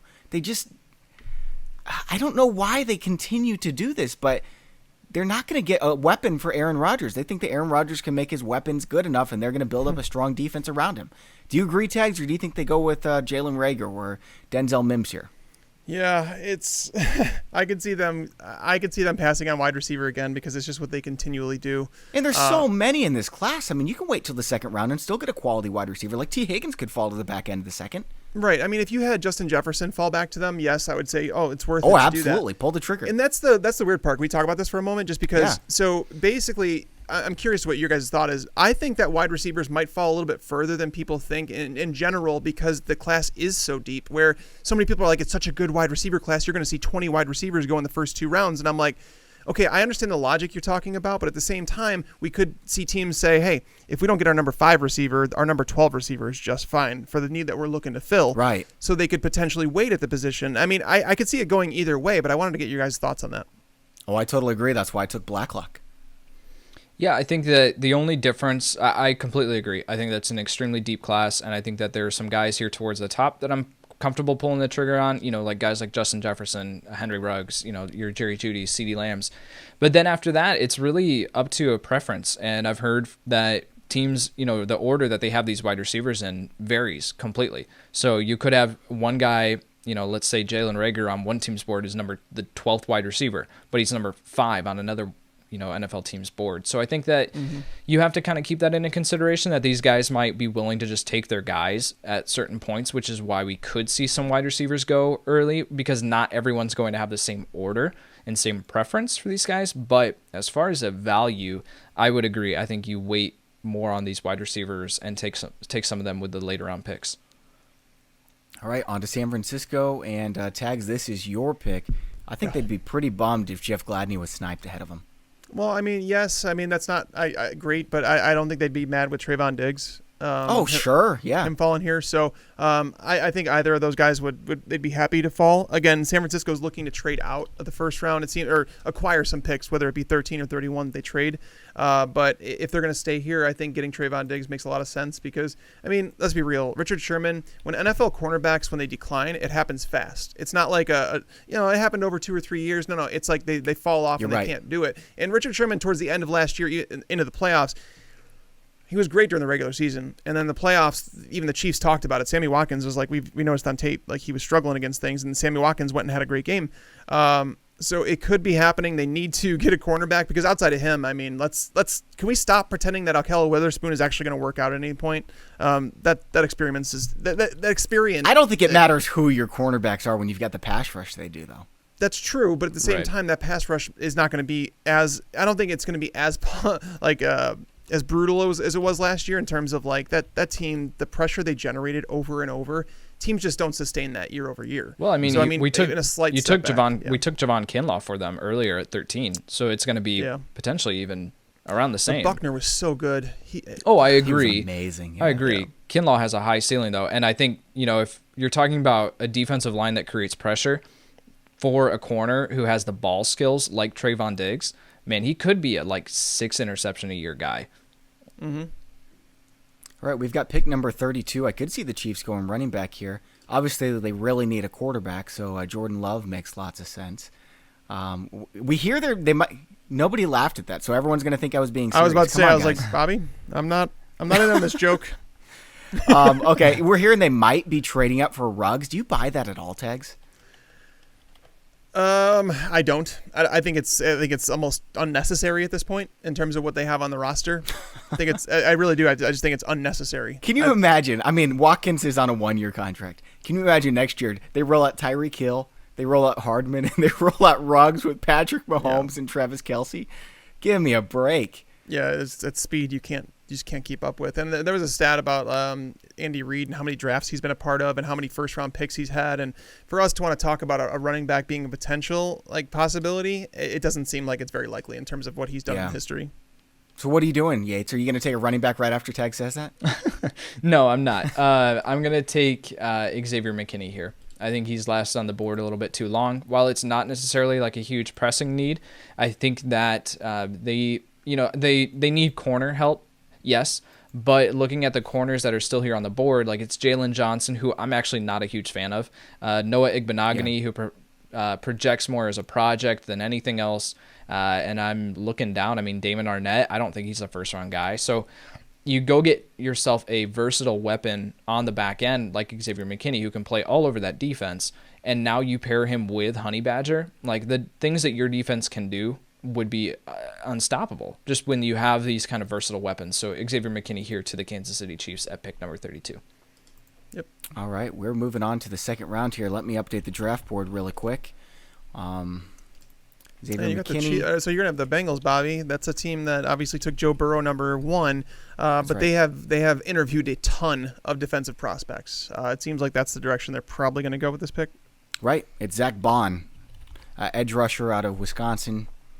That's who I'm taking. What do you think? Yeah, he's a guy that's gotten first round buzz. So this is around the area that you'd expect them to take someone like that. Sure. All right, we got the Indianapolis Colts up. Tags, this is you, their first pick. All right. Well, this is one of those things where he kind of fell into their lap, and they're going to go Denzel Mims. What a fit that would be. Yeah, I mean, he complements T.Y. Hilton very well. T.Y. Hilton has 1 year left in his contract. It's a team that's obviously trying to win now. Mims is a guy that showed up at the Combine, did really, really well. People are talking about him going in the first round, maybe the Saints looking at him, or Packers. or the Eagles, like a bunch of teams like up in those 20 Vikings. area looking at him. But I just don't think that he gets up into that first round. All right, Yates, Detroit Lions. Who are you going with? We want Okuda in the first round. I'm going to go Jonathan Taylor, running back out of Wisconsin. I think that they need to be doing something to address their running back position. You look at, you have Kerryon Johnson there who has shown and flashed his potential and talent, and I don't think that was ever the question with Kerryon. It's been more his health. He hasn't been able to stay healthy. Then you have, Ty Johnson behind him, who was a 6th-round pick last year. That's not the answer. Then you have Bo Scarborough, who was an undrafted free agent. He's not the answer either. So you need to do something that's going to allow you to be able to, win games this year and actually rely on your running game. And we know that the New England, coaching staff, the coaching tree values the running backs. And so I think we can actually see Jonathan Taylor go here to Detroit. All right, I've got the New York Giants. We took Isaiah Simmons in the first. Now it's Austin Jackson in the second. The last of the potential first-round offensive tackles comes off the board. Yeah, I think they have to reach there. There's another guy that's probably going to come off. I'm thinking about it, 2-5 with the Chargers. Urza Cleveland. I don't know where this came from, the whole first-round buzz on him, but it's showing up in more and more big places, guys that are insiders. It's weird, man. He was one of these guys that a lot of people were saying, 3rd-round pick. Same as Titus Howard last year, who ended up going in the first, and teams just fell in love with him. Yeah. So, I mean, Yates, what do you think? Urza Cleveland out of Boise State. Do you like him first off, and have you heard the same thing I have? I actually haven't been able to watch his tape yet, so I don't have a full evaluation on him. He looked really, really good at the Combine, which I think is the primary place of where this buzz is coming from. So I think that's the source of it. I think he's going to go a lot higher than people think. And so yeah, with Los Angeles, who did they end up drafting? Did they draft Tua? Yeah, they got Tua. Yeah, so you grab Tua, and then you grab your offensive tackle here with Ezra Cleveland. I think it's a good move. Is that where you're going with, Tegs? That's where we'll go, because linebacker is the other position that I was considering with the Chargers there, and there's I feel like it's a reach to take a linebacker here. I would think so based on what's available. They could go cornerback as well. So let's go Ezra Cleveland, number 37. He's an offensive tackle out of Boise State. Now we're on to pick 38. Yates, this is you. You went Derek Brown in the first round. Yeah, Derek Brown to Carolina in the first round. I think Carolina is kind of set on the offense. I think they can get by this year. Their defense needs help, though. A lot of help, man. It was the worst defense in the NFL in the second half. Yeah, so looking at their defense and looking specifically at safety, Grant Delpit is still here on the board. I'm going to take Grant Delpit. I think that sliding him into that Eric Reed role makes a ton of sense. Would be a beautiful start to a draft. If you can get Grant Delpit playing to the level that he was in 2018, which was a potential top 5 prospect in this class, if you can get him playing to that level again, yeah, you're starting your draft off with Derek Brown and Grant Delpit. That's a pretty good start. We are going back-to-back safeties here because the Miami Dolphins are taking Antoine Winfield. Oh, love that kid. Yeah. He's one of my favorite guys. If he falls into round 2 and your team gets him, like if he fell to the Bears, I would be ecstatic. Sorry, man. Sorry for taking him. You're going to get Chin, though. You can, hold on. Jeremy Chin out of Southern Illinois. I still like Winfield a lot better. Yeah, Winfield is safety out of Minnesota. Delpit, safety out of LSU. Now we're on to the Houston Texans. This is their first pick. Actually, their only pick they're going to be making today because they traded their other second to the Rams for Brandon Cooks. Yeah. Tags, who are you going with? It feels like Bill O'Brien to take Jalen Reagor here, doesn't it? Yep. I don't know, man. They've got some pieces. I guess they're going to cut Stills, but this is totally tongue in cheek, but at the same time, it you know what I mean? Like, let's just run 4 verticals every single play, guys. Let's do that. You know what's really funny is like, okay, O'Brien is obviously what he is. There's no hiding that. Everyone talks bad about Gettleman. Did you see that piece about the Bills GM saying, dude, Gettleman's a really smart guy. Yeah, he's super tech savvy. He's fooling all of you in the media, and you're falling for it. And you look back at his drafts, and it's like, hold on a second. Is this the smartest guy in the room? No. Well, with Gettleman, though, like this is the thing with Gettleman. He has a clear plan, and he's building his roster with that plan. Like, it's build through the trenches with big players, right? So you got so many defensive linemen, offensive tackles, and then you invest in a running back for a ground game. Now the question becomes, like, he's doing his job in building the roster that way. The question is now, is that the right way to build a roster? That's where it comes into question. But I think that Gettleman, I mean, he's building the team the right way. He's had good drafts, I think, but it's a question of whether or not you really believe that that's the way to build a roster. All right, so who are you going with, Tags? You going with a wide receiver, or are you going like edge or? No, I'm not going to go wide receiver. After trading for Cooks, signing Cobb, having Fuller on the roster, Stills, QT, they'd have to cut one of those guys most likely. I think I'm going to lean in and say Isaiah Wilson out of Georgia. He's taken, man. He's gone. Is he? Where did he go? Seahawks took him. He went way in the first round. Like, I never have him going in the first round. That's probably why I did that. Trying to take my guy, you big jerk. Yeah, I mean, they need cornerback really bad. Like, that's another team that could use help. Gary Conley was a great signing. Man, that's tough. You've still got Jalen Johnson there, who's got some first-round buzz. He's all upside, though. Like, if the Texans want to win this year, I don't think Jalen Johnson's the pick. You know what? Losing DJ Reader, I think we could look there. Yates, do you think that it would be wise for them to go interior defensive lineman here? I would. It would be wise. They've got some good options. There's 4 guys who are available right now who I could see going in the top half of the second. Yeah, Raekwon's not like a 3-4 guy. Do we go Gallimore out of Oklahoma? Neville Gallimore? I think Gallimore is going to go more towards the back end of round 2. I wasn't super happy with his tape. I've seen a lot of people slot him in the first round. I think it's possible, man. I don't love the pick. I'm just saying, at 40, I think this is one of the most likely either him picks. or Justin Matabuki. I'll go Gallimore. I'll go Neville Gallimore. Okay. Now we're on to Yates at 41. Are we going with the third safety in 4 picks? All right, the Cleveland Browns.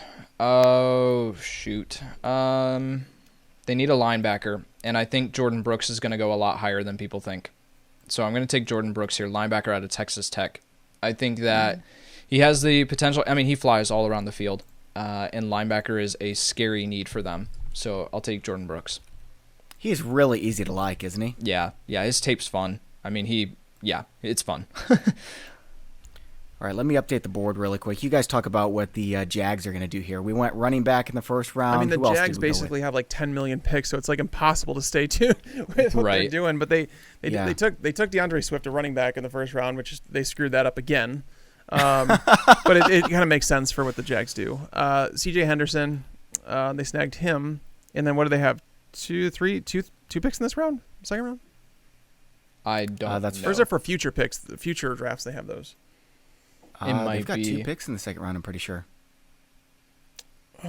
Maybe I'm losing my mind. I'm a Jags fan. I should know this, man. Yeah, I know they have a ton of picks, but I thought No, they don't have 2 picks. What it was I'm expecting them to trade Yannick and pick up an extra one. That was it. But then there was also I think they have some future ones that or they could trade. They could trade back from 9 or whatever and pick up extra picks. Yeah, they have 3 fourth-round picks, right? 2 first-round picks this year. Jags really need an interior defensive lineman. Yeah, they definitely do. I don't really love the options that are available. I mean, we know they like to pick those guys, but they could also use a safety. I mean, their whole defense is torn up. They've got Jeremy Chin available, Kyle Duggar available. Kyle Duggar. They're not. I mean, they're not going to compete anytime soon. They might as well get the developmental guy who could be a superstar. I'm taking Kyle Duggar. Woo. Bobby, if Duggar goes in the top 40 picks, I'm gonna call you immediately and just say, this is pick number 42, dude. Duggar's going in the top 10. I'm gonna be so excited. It was the same exact thing with Darnell Savage last year. You were making fun of me the whole time. I was not. Savage is going in the first round. You're like, he's a 3rd round pick. He went in the first round to the Packers. Savage. They traded up for him. I was right then. I'll be right again. No, you're getting it wrong because I liked Savage. Duggar is completely wild card. He's something. Duggar's remarkably talented. He is so talented. I'm not saying he's an incredible football player. Who's more correct on this one? It's Tags. Tags is correct. Oh, come on. Get out of here, dude. I didn't. So wait, you think Duggar's going to go in the 3rd round or something? Yes, I do. The only thing that would push him up the board would be his athletic testing, because he tested jumped out of the gym. His film is astonishing too. I get it. He was playing against I do not agree with that. I did not like his film. I loved it, man. I'm still scrolling down my big board, Bobby, to find Kyle Duggar, which is not a good thing. Yuck. Okay, well, we need to make a bet right here then, okay? Kyle Duggar goes in let's split it in half, okay? If he goes in the first 50 picks, you owe me Portillo's. And if he doesn't, I owe you Portillo's. Okay. All right. Either way, we're going to Portillo's. I'll take that deal. That's a win-win right there. So if I get it right, then you're both buying me Portillo's. I get 2 Portillo's. For those who don't know, Portillo's is a fantastic restaurant that we have here in Illinois. And, the best fast food place. I don't want to call it fast Number food. Number 1 in the whole world. It's not. I don't classify it as fast food, but it's like fast Italian casual? beef, hot dogs, burgers. Oh, so good. So we're finally to the Bears. I know, I'm hungry too, man. We're finally to the Bears and Tags. You get to make this pick. Is it Jeremy Chin? Yeah, I mean that's where we're gonna go. It kind of makes sense. Cornerback is another position I would like to go, but I feel like the pick that they have at 50th overall, they can go cornerback there. They can go interior offensive lineman. I don't like many of the interior offensive linemen here. I will be honest, Tyler Biadasz.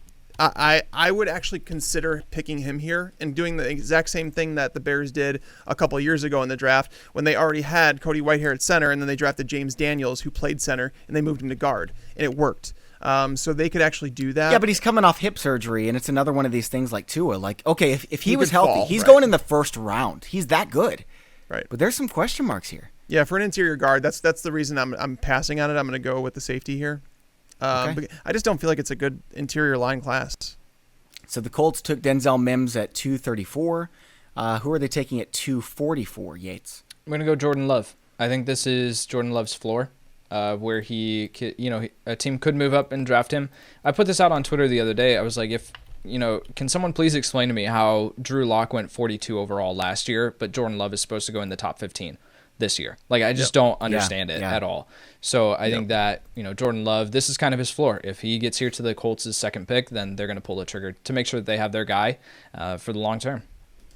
I know Harris is going to talk about it on the Betting Pros podcast, but one of my favorite prop bets is betting the under in terms of quarterbacks drafted in the 1st round. The number's 4.5.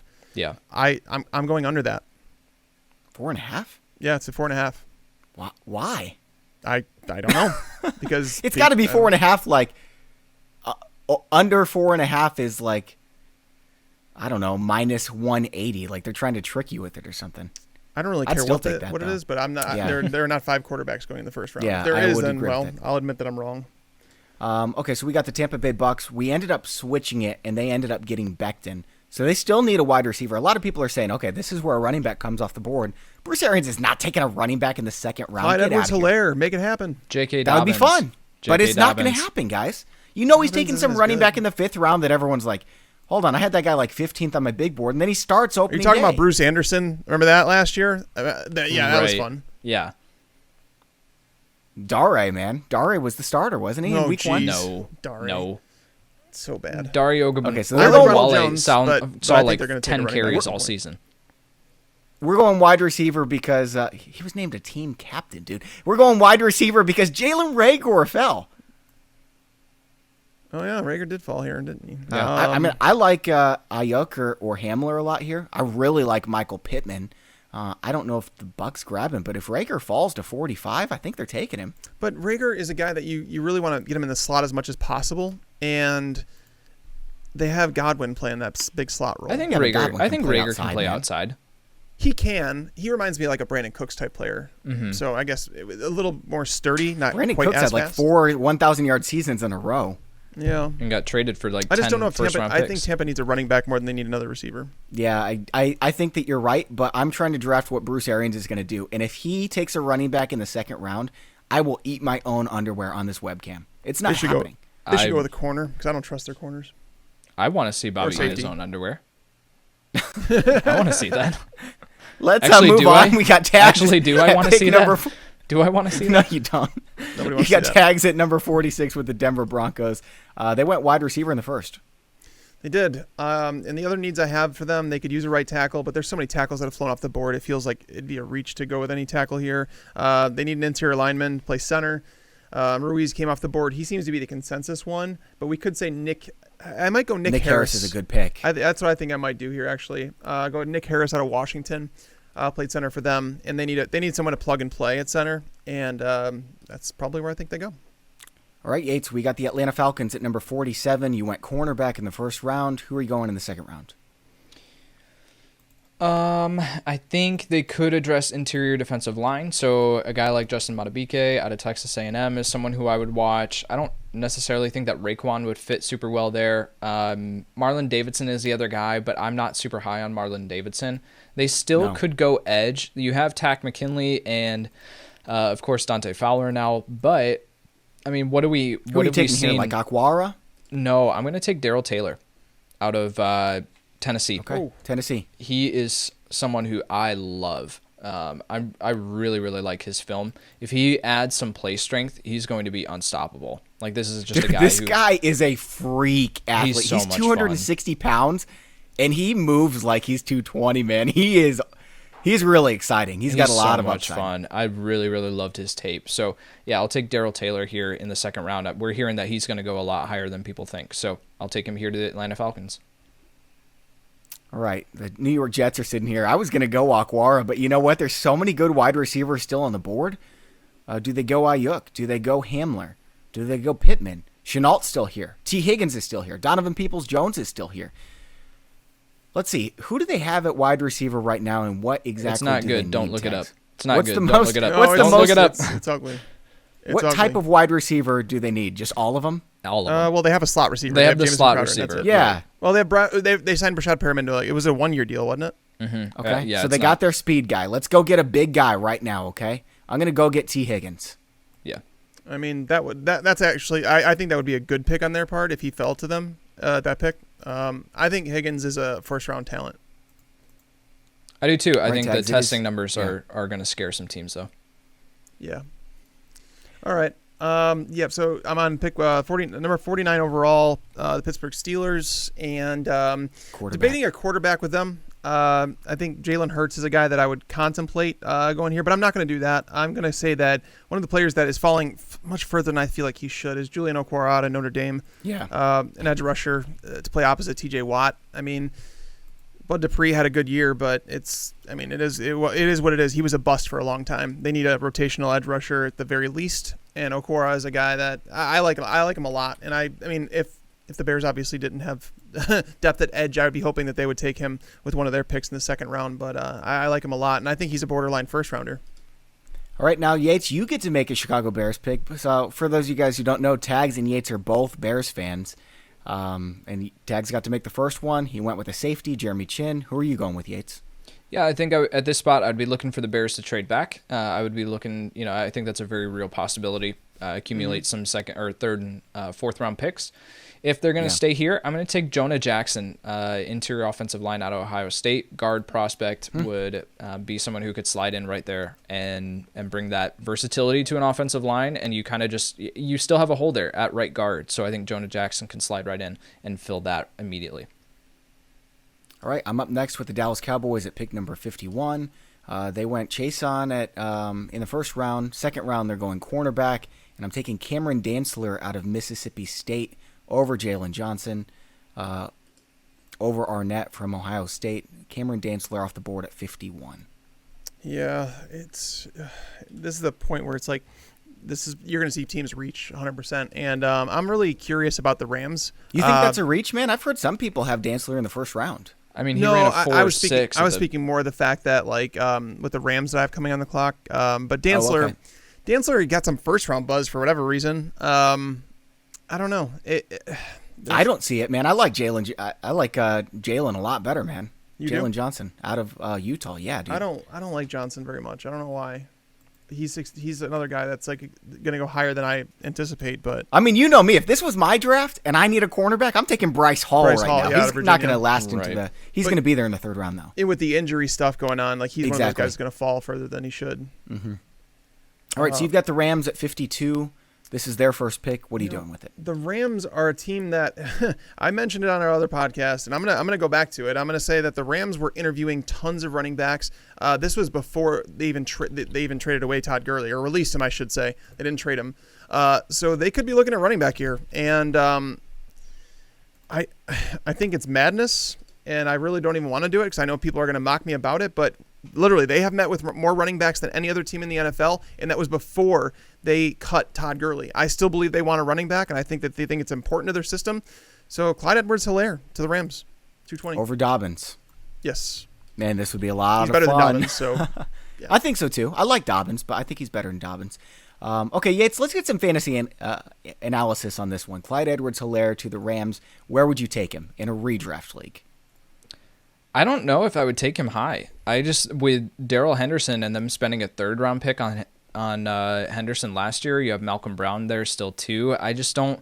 This is one of the picks that I don't see happening personally. Can it happen? Of course. But I just don't see that happening personally. So I think that you're going to have a lot of kind of just, it's going to be an unclear situation if Clyde Edwards-Hilaire does go here for redraft leagues next year. I just don't know where I would be taking him comfortably, right? I think I would have to be in like the 10th round, 8th round to consider Clyde Edwards-Hilaire. Mm-hmm. All right, pick number 53. It's the Eagles. They went wide receiver in the first round because CeeDee Lamb fell to them. I can't believe it. What are they doing here in the second round? They addressing the defensive back situation? I think they should. They brought in a ton of corners in free agency. Granted, they're not like to huge deals, or they're not anyone super of note outside of Darius Slay, of course. But you still have guys like Sidney Jones there, Avonte Maddox. Jalen Mills is going to be moving to safety, I think, is the last that I heard there. So, yep. And then Nickel Roby-Coleman. Nickel Roby-Coleman, right, from the Rams. I like that signing. You still got a good safety out there, Ashton Davis. He's the only safety left who could go in the top 2 rounds. Right, so it's the question of where you envision playing Ashton Davis. I think Ashton Davis fits best as a single high safety, and so I think they need more of that strong safety, which I guess that's going to be what Jalen Mills is going to fill. So I don't know. The other positions that I'm looking at are linebacker, but there's not anyone here outside of Willie Gay Jr. that I really Willie like. Gay Jr. though, man, that guy's got a serious motor. He does. If I'm an Eagles fan and we started CeeDee Lamb and Willie Gay, I'd be thrilled. And Kyle Duggar. Yeah, well, Kyle Duggar, that's a given. That'd be amazing. So who are you going with? I'll go with Ashton Davis here. I don't feel great about it, but the clock was ticking down, so I will take. I'll take Ashton Davis here. All right, Bills are on the clock. This is their first pick. I like Devin Singletary. I know a lot of people are saying if Dobbins is on the board, they'd probably go running back here. I disagree with that. I don't love the edge options. You've got Terrell Lewis out there. Jonathan Greenard out of Florida. Jonathan Greenard is definitely an option. For cornerback, there's a lot of options. Jalen Johnson, Damon Arnett. I'm going to go Jalen Johnson. I think if he falls this far, the Bills would pull the trigger. Mm-hmm. All right, it is to you, Tags. Baltimore Ravens went linebacker in the first round. All right. So what offensive lineman do you guys think that they would go with? What was it? I like Logan Stenberg out of Kentucky. No, I think Cushenberry, man, he's ready to roll right now. I don't like Cushenberry, but I know that a lot of people do. I don't like him either. I just think he's kind of that average off. I didn't see anything on tape that made me go like, "Oh, this is a really good player." But I know that a lot of people I felt. like He's him. like there. Right, exactly. What about Matt Hennessy out of Temple? He would fit that. Temple tough. He would fit Baltimore. I like Hennessy. We can go there. I mean, like I'm totally. not kidding. By the way, I'm totally gonna clip what Bobby just said there. I like Hennessy, and I'm just gonna play it whenever Bobby talks about like drinking or alcohol or something like that. I don't even know if Bobby knows what Hennessy is. I have no idea what Hennessy is, man. Looking it not- up right he's not now. kidding. Urban He's not- Dictionary. Is this like an Urban Dictionary thing? No, it's a No, drink. It's a drink. Like a soda? Nope. Okay. Yates, you're on the clock with Miami. Who did you take? Who did you take for Baltimore? Hennessy. We went Okay. with Hennessy. All right, that brings it to you, Yates. Thanks for making fun of me. Hey, It no has problem. to happen every show, right? It Because I does. don't know anything outside of sports and politics and theology. That's it. So I don't know anything about pop culture or anything. Let's see. Who We've got did- the Miami Dolphins. Who did We've they? already got a quarterback, offensive take? tackle, inside lineman, and a safety. Okay, yeah. So they still need another tackle. Right. Or That or running we go back. Donovan Peoples-Jones. There are still some wide receivers on the board that they could use. That's actually Dobbins, like a man. sneaky need. Dobbins is still here. Oh man, Dobbins here at this point. He should not be here. Yeah, I'll take J.K. Dobbins there. But you were thinking wide receiver, right? Because I was. they've got I Devontae was. Parker. Preston Williams is coming off a big injury, and then who else do they have? They have Albert Wilson in the slot, but that's about it. Yeah. If Dobbins is there, I think they take him. But if not, Tags, which wide receiver would you said Donovan Peoples-Jones? I think he would fit well because you have Preston Williams, you have Devontae Parker. Those are two big bodies in the perimeter. And Peoples-Jones played a lot of slot at Michigan, and he's a magnet for hands, man. Like that dude, I love that player. Like he's someone that, and if you're in dynasty rookie drafts, Donovan Peoples-Jones is going sometimes even outside of the second round right now. But again, I think that's going to change real fast when people realize how good he is. Yeah. I love Donovan Peoples-Jones. You know I've got him as my number 3 wide receiver, so you don't have to talk me into it. The Rams are on the clock. They already took a running back. I'm taking Willie Gay Jr. here. Fits a need. Linebacker out of Mississippi State. Yeah, it fits a huge need for them. All right, let's see. Now I'm on the clock with Minnesota. All right, who'd Minnesota take the first time around? We had 2 picks of them, Justin Jefferson and Gross Matos. All right. I think it's almost like time to go best player available for that team. I mean, they could use cornerback. So let's see. Jalen Johnson, was he picked yet? Yes. Yeah, I took him like 3 Oh, that's right, picks to ago. Buffalo, right? Yep. Mm-hmm. You've still got Arnett here, but I don't know if you want him Damon in the Arnett second is someone I would consider. I think Troy Pride out of Notre Dame. You still have Noah Igbenogany on the board too. round. That's right. Yeah, that's a good one. Yeah, he's actually got. Yeah, we'll go there. Igbenogany out of Auburn. All right, and that brings you up, Yates, with the Seattle Seahawks. I went Isaiah Wilson in the first round. Yeah, so I think that, if they're looking at Jadeveon Clowney not coming back, edge is a huge need for them. I think at this point in the draft, this is where you can take the home run swing here with Terrell Lewis, out of Alabama, the edge player. This Yep. guy is built like a truck, and I think that he would fit perfectly there in Seattle. So I'll take him here. Even though he's got, some injury risks, I think that he's worth taking at this spot. He's got some top 10 upside, man. I'll tell you what, He that does. guy has some serious skill. If he can stay healthy. Ravens went linebacker in the first round. I'm going to go get a weapon for Lamar Jackson. Oh, man. There's no way Ayuk's...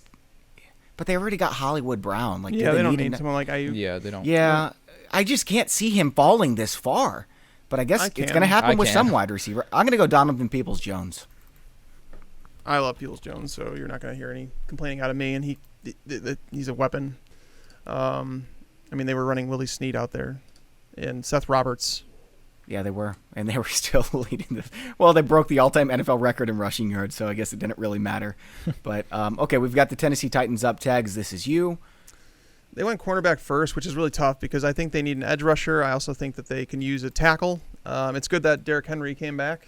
He signed his tender, signed his franchise tag, so he's going to play. So we go edge. Jonathan Greenard, nobody ended up picking him, right? He's Correct. yours. All right, that's where we'll go. Out of Florida, edge rusher. All right, Yates. It's the Green Bay Packers. Do they finally go wide receiver here? They do. Now it's just a question of which one that they actually take. They have Brandon Ayuk, KJ Hamler, Michael Pittman Jr., and Laviska Shenault all on the board. So now it's just a question of what do the Packers actually value? And Ayuk probably.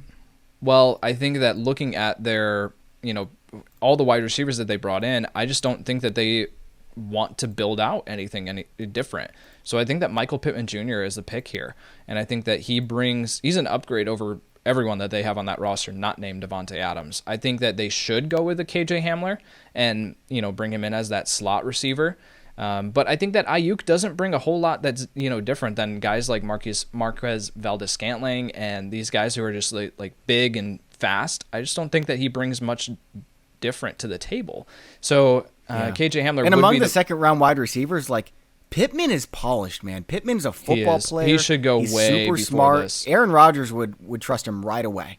Him and Bryan Edwards, those are the only two guys I think in the second round that could fit in Rodgers' system right away. Yeah, I'll go Pittman. All right, this is my last pick. Kansas City Chiefs. We went safety in the first round.